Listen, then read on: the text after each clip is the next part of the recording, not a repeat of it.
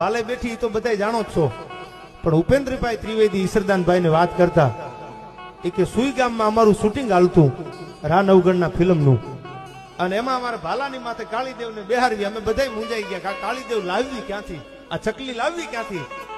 તેથી બ્રાહ્મણનો દીકરો સુઈ ગામમાં શૂટિંગ હાલતું અને એને એમ કીધું ઘોડાની માથે બેહીને કે હે પીઠળ બાપ, તેદી તું નવગણના ભાલે બેઠી હતી તો આજ હું જાહલની વારે જાઉં છું, મારા ભાલે નહીં બે.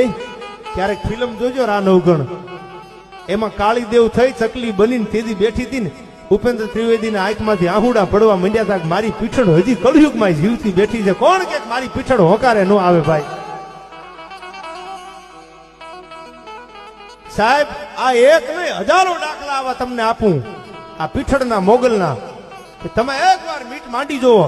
અને આ વાલોવલના પાદરમાં આ દુનિયાને એમનામ ખબર નથી પડી આ ચારણો કોણ